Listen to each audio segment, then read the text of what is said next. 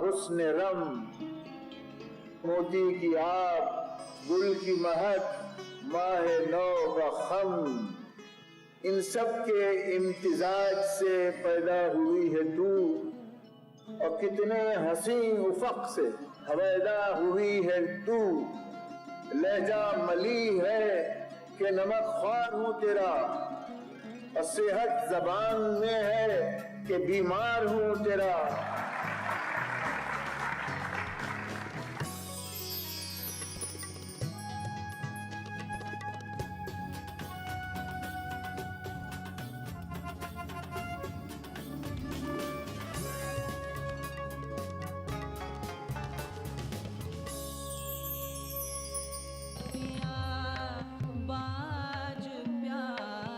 چودہویں صدی کا آغاز اور اردو کا سفر جنوبی ہندوستان کی طرف، جہاں وہ دکنی کہلائی اور سرکاری زبان کا درجہ بھی حاصل کیا۔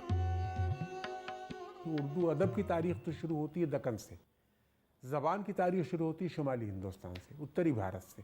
اردو تو سب کی البیلی تھی، تو یہاں بھی رہی۔ شمال کی اردو گوری چٹی تو تھی، یہاں آ کے سانولی ہوئی ہوگی، سلونی ہو کے کچھ نمکین ضرور ہو گئی۔ ایک زمانے سے دکنی کی ٹرم استعمال ہوئی ہے، لیکن اصل میں یہ قدیم اردو ہے۔ اگر آپ شروع کی شاعری دیکھیں گے، جو اردو کی بنیاد پڑی ہے وہ دکن میں پڑی ہے۔ عشق کی راہ کے مسافر کوں، ہر قدم تجھ گلی میں منزل ہے۔ خوش آمدید۔ برج بھاشا، کوروی اور کھڑی بولی کے محاوروں کہاوتوں سے سجی جس زبان کو امیر خسرو نے ہندوی کا نام دیا تھا، شاہان دکن نے اس کی تحسین اور تزئین کی۔ لفظ دکنی سنسکرت کے دکشن سے بنا ہے، اور کئی ماہران لسانیات دکنی کو اردو کی ابتدائی شکل یا پروٹو لینگویج کہتے ہیں۔ دکن میں اس زبان کی کہانی قدر سخن کی عکاسی کرتی ہے۔ سال 1297 علاء الدین خلجی کے لشکروں نے جنوبی ہندوستان کا رخ کیا۔ خلجی نے گجرات پر قبضہ کر لیا۔ شمال سے جانے والے سپاہی، عہدیدار، سوداگر اور ان کے کنبے مقامی زبان سیکھتے تھے اور اسے اپنی زبان میں شامل بھی کرتے تھے۔ اس دور کے گجرات میں ایک ملی جلی زبان گجری نے آنکھیں کھولیں، جو آپسی بات چیت کو سہل بنانے کے لیے استعمال ہو رہی تھی۔ جلد ہی گجری صوفیوں اور مقامی شاعروں کی زبان بن گئی۔ ہندوی جب فتح گجرات کے بعد گجرات پہنچی تو وہاں جب مقامی بولیاں گجرات کی شامل ہوئیں اس میں، تو وہ زبان گجری کہلائی۔ یہاں کی زبان جو تھی کنڑ اور مراٹھی اور مقامی بولیاں، تو اس کی شمولیت جب گجری میں ہونے لگی تو رفتہ رفتہ اسے ایک الگ شکل ملی، تو اس شکل کو دکنی کا نام دیا گیا۔ دیکھو کتنا سمجھا رہا ہوں میں، نہیں بولے تو سنتے نہیں، اپنی منمانی تم کر رہے، نہیں بولے تو سنتے نہیں، یہاں کا کھا کو وہاں کا کھا رہے، نہیں بولے تو سنتے نہیں، اٹھتے بیٹھتے بھیجا کھا رہے، نہیں بولے تو سنتے نہیں۔ اس زبان کو کبھی ہندی، کبھی زبان ہندوستان، کبھی دکنی کہا گیا۔ وہ جب زبان ٹریول کرتی ہے تو پھر اپنے ساتھ ساتھ وہ نئے ایڈیمز علاقے کے حساب سے جمع کرتی ہے۔ سال 1327 میں محمد بن تغلق نے اپنا دارالحکومت دیوگری منتقل کیا۔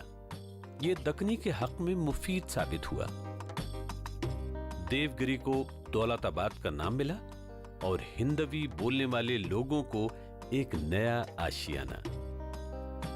ہندوی، کوروی، شورسینی، برج اور کھڑی بولی نے رفتہ رفتہ مراٹھی، گجراتی، تیلگو اور دوسری مقامی زبانوں سے گھلنا ملنا شروع کیا۔ دولت آباد میں بادشاہ تغلق ज्यादा दिन टिक नहीं पाए। 2 बरस बाद ही तुगलक ने दिल्ली वापस होने का फैसला किया। उनके साथ दक्कन जाने वालों में से कुछ लोग तो लौटे, लेकिन बहुत से वहीं बस गए।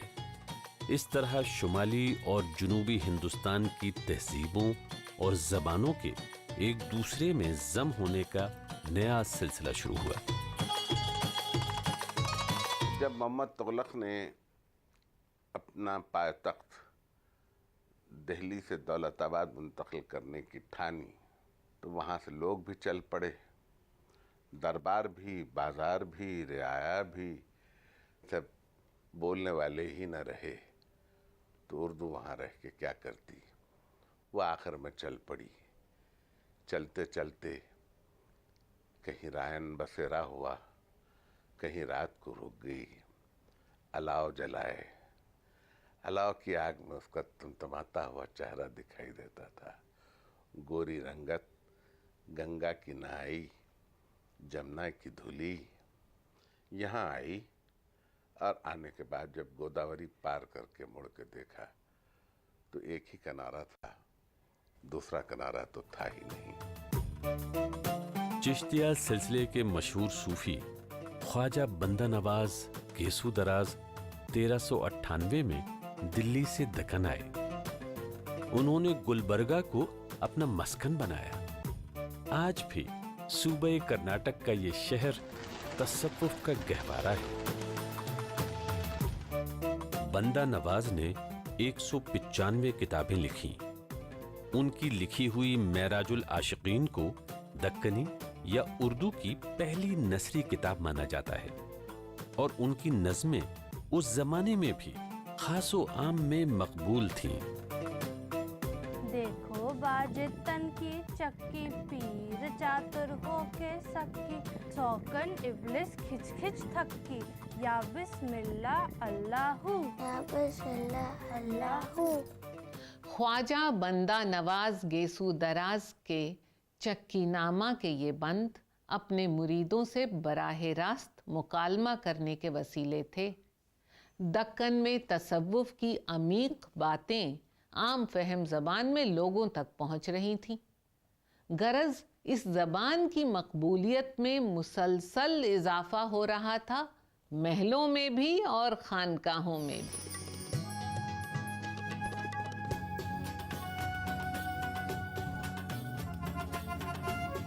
तुगलक की वापसी के बाद दक्कन में 1348 से 1526 तक बहमनी सुल्तानों के सर पे ताज चमका। मुकामी हिंदुओं का ताउन इस हुकूमत के 191 बरस तक कायम रहने की खास वजह थी। विंध्य से कृष्णा नदी तक फैली सल्तनत के हुक्मरानों ने अदब की खूब आबियारी की। बहमनी बादशाहों ने तहजीबी इज्तिमा की एक नई रिवायत शुरू की, जो दक्कन के अदब, इमारत साजी, मूसीकी और रस्म रिवाज में आज भी झलकती है। बहमनी सल्तनत ही में उर्दू के जो अव्वलीन नुखूश हैं वो उजागर हुए। उर्दू के पहले नमूने इसी दौर में मंजर आम पर आए। फखरुद्दीन निज़ामी ने 15वीं सदी के आगाज में संस्कृत, प्राकृत और कई बोलियों की आमेजिश से मसनवी कदमराव पदमराव लिखी। दक्कनी हिंदुस्तान में 1421 ईस्वी से 1434 ईस्वी के दरमियान कभी मसनवी कदमराव पदमराव लिखी गई। यहाँ से उर्दू में अदब का बाकायदा तौर पर आगाज हुआ। अल्लाह री तेजियों बुरिश उस शोला रंग की चमकी सवार पर तो खबर लाई तंग की। 1503 में अशरफ बयाबानी की लिखी हुई मसनवी नौसरहार ने शायरी की एक नई सिंध को जन्म दिया। नौसरहार दरअसल वाक़ई करबला है और मरसिए की इब्तिदाई शक्ल है।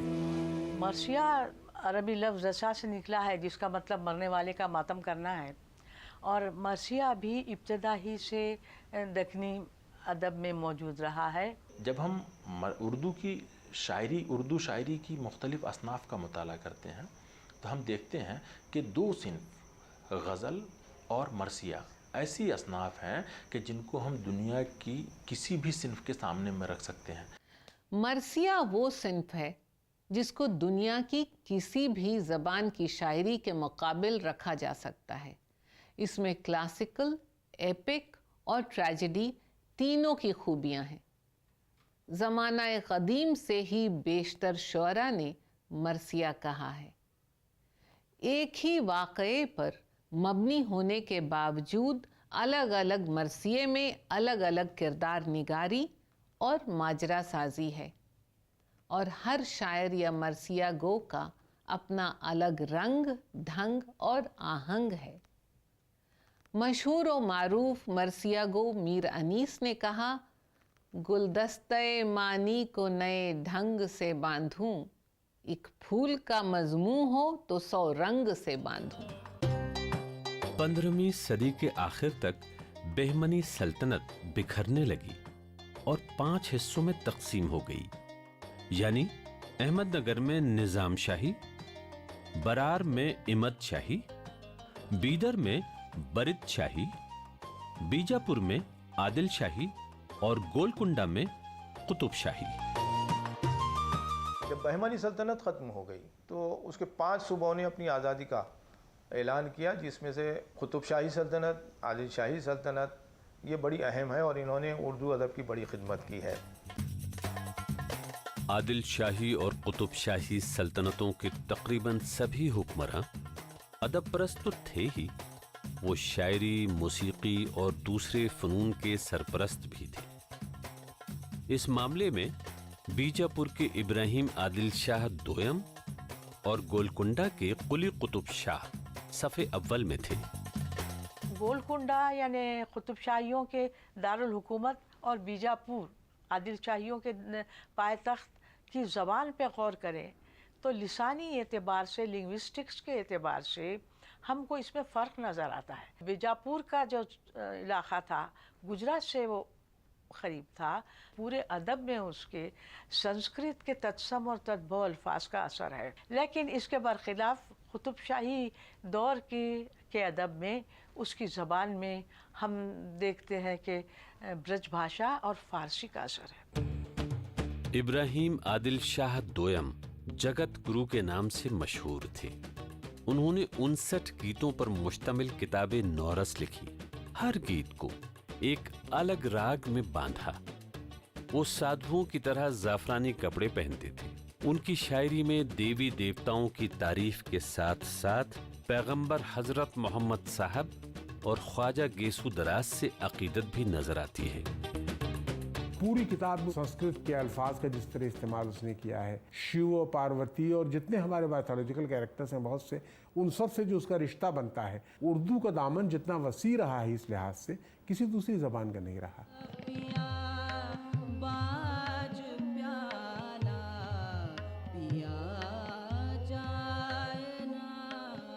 اردو کا پہلا شاعر محمد قلی قطب شاہ تھا، اور اس کی وہ مشہور غزل کہ پیا باج پیالہ پیا جائے نا، اس کے مقطع میں قطب شاہ نے کہا کہ قطب شاہ نہ دے مجھ دیوانے کو پن، دیوانے کو کوئی پن دیا جائے نا۔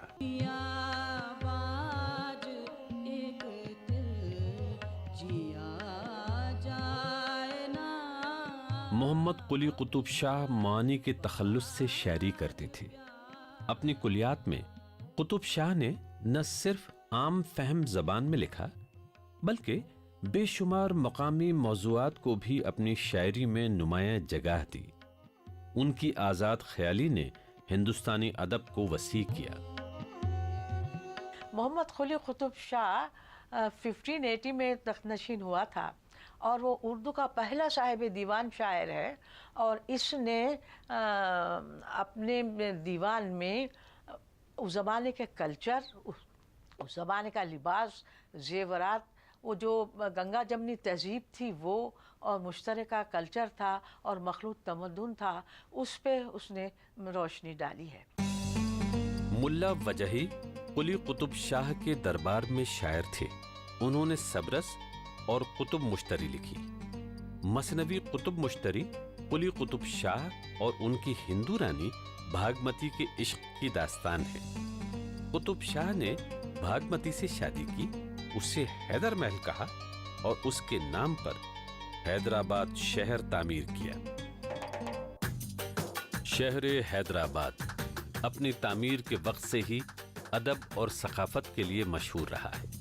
इसके बानी कुली कुतुब शाह ने हैदराबाद के लिए दुआ मांगी थी, मेरा शहर लोगां से मामूर कर या सामी, राख्या ज्यूं तू दरिया में मीन या समीन। उर्दू पैदा हुई दिल्ली में, लखनऊ में पड़ी बड़ी, लेकिन सवारी गई दुल्हन बनाई गई हैदराबाद में।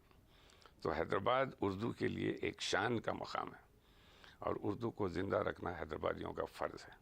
कुली कुतुब शाह का अहद उर्दू अदब का नुक्ता-ए इनकलाब माना जाता है।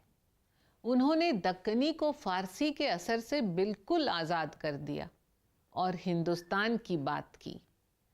यहाँ की वीर गाथाएँ, त्यौहार, फल तरकारी सभी को मौजू बनाया। हज़रत मोहम्मद और हज़रत अली से कुली कुतुब शाह को जो अक़ीदत थी, उसमें कृष्ण के लिए राधा के प्यार की गूंज भी थी। उनकी इश्किया नज़में आज भी बड़े शौक से गाई जाती हैं।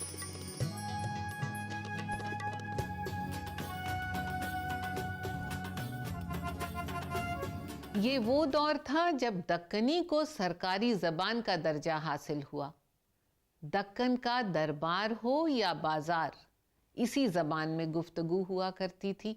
शाह हो या संत, इसी ज़बान में लिखा करते थे। दक्कनी अदब के लिए ये एक गैर मामूली तख्लीकी दौर था।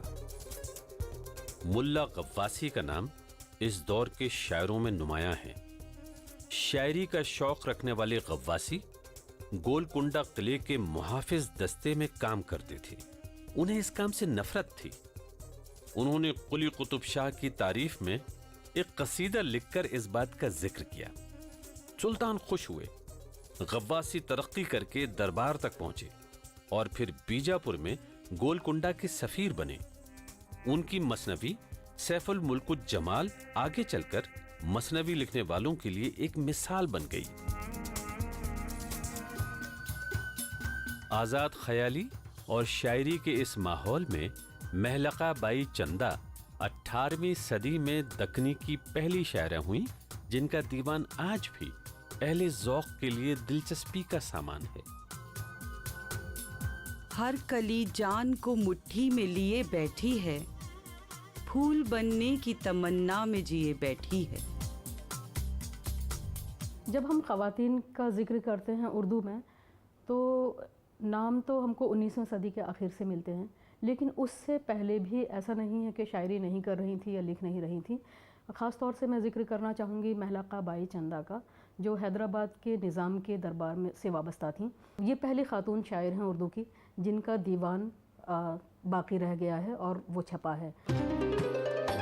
17वीं सदी में दक्कनी में शायरी करने वाले एक बड़े शायर थे मुल्ला मियां नुसरती।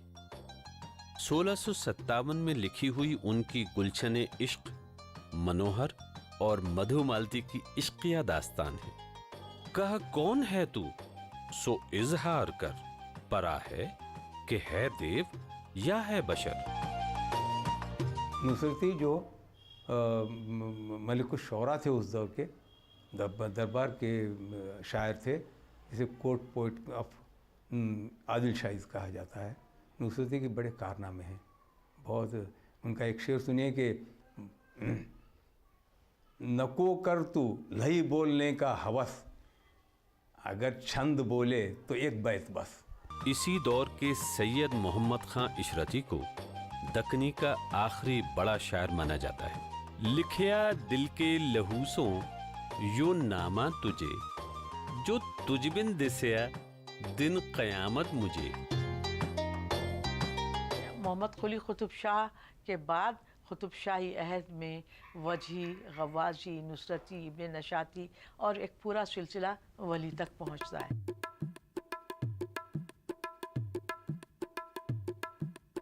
17वीं सदी का आखिरी दौर था। दक्कनी, मद्रास और मैसूर तक पहुंच चुकी थी। टीपू सुल्तान के साथ कई हज़ार फौज जो है यहाँ मलबार में दाखिल हुए। हालांकि उनके ऑफिशियल ज़बान या दफ्तरी ज़बान फ़ारसी ज़रूर रही, बोलचाल की ज़बान उर्दू थी।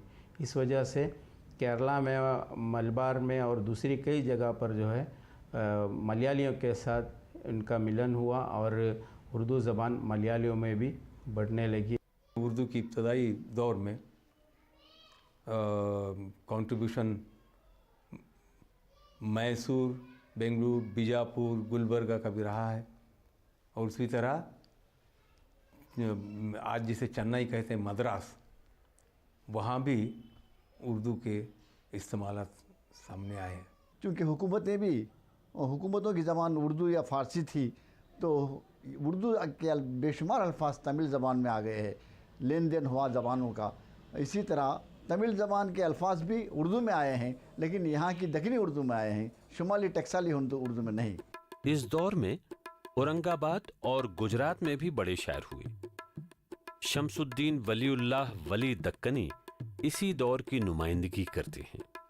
उनकी पैदाइश 1665 के आसपास औरंगाबाद की बताई जाती है और रिहाइश अहमदाबाद की, लेकिन उनकी शायरी ऐसी कि दक्कन की पहचान बन गई। वली दक्कनी का सबसे बड़ा कारनामा ये है कि ज़बान का जो दक्कनीपन है, उस दक्कनीपन को वली ने इस हद तक कम किया कि ये ज़बान मुल्क भर में फैलने के लायक हो गई और फिर धीरे धीरे ये ज़बान अपने अदब के साथ दक्कन से शुमाल की तरफ चली गई। वली 1700 ईस्वी में दिल्ली आए, जहां फारसी शायरी का बोलबाला था। सूफी बुजुर्ग शेख सादुल्ला गुलशन से मिले। शेख सादुल्ला ने वली को शायरी में फारसी लबो लहजा भी इस्तेमाल करने की सलाह दी। जनाब कुछ फारसी भी डालिए। बेशक बेशक। सादुल्ला गुलशन ने उनसे कहा था कि देखो ये जो दक्कनी ज़बान है, अब इसमें शायरी तो हो चुकी, अब इसमें नए रुझानात को भी जगह देना चाहिए, क्योंकि ज़बान एक हरकियाती शा है, वो जामिद और साकिन नहीं रह सकती, उसमें भी खलाब आते रहता है। कुछ सुनाओ भाई। लीजिए, वली साहब का ही ये ताज़ा कलाम सुनिए। दिलशाद। तुझ घर की तरफ सुंदर आता है वली दायम, मुश्ताक दरस का है टुक दरस दिखाती जा। वली का कलाम रेख्ता बेइंतहा मकबूल हुआ। अब ये मुलाहिजा फरमाइए, इश्क की राह के मुसाफिर को हर कदम तुझ गली में मंजिल है। अमीरों की महफिलों और दिल्ली के गली कूचों में लोग उनके शेर सुनते और सुनाते। वली खुद कहे बगैर न रह सके। दिल वली का ले लिया दिल्ली ने छीन, जा कहो कोई मोहम्मद शाह सूं।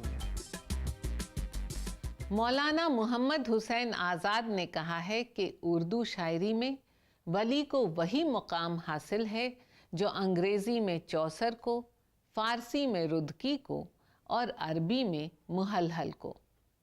वली दक्कनी का सारा अदबी ज़ख़ीरा अपने अशार में समेटे 18वीं सदी के शुरू में दिल्ली आए और उर्दू की इर्तक़ा को एक नई सिमत मिली। शुमाल को उनका सहल आम फहम अंदाज भा गया। मीर तक़ी मीर ने बरसों बाद वली के लिए कहा, खूगर नहीं कुछ यूं ही हम रेख्ता गोई के, माशूक जो था अपना बाशिंदाए दक्कन था। 18वीं सदी की इब्तदा में उर्दू दक्कन से एक नए तेवर के साथ दिल्ली लौट रही थी। दास्ताने उर्दू में एक नए वर्ग का इजाफा हो रहा था, लेकिन इस वर्ग का मुताला अगले एपिसोड में। खुदा हाफिज।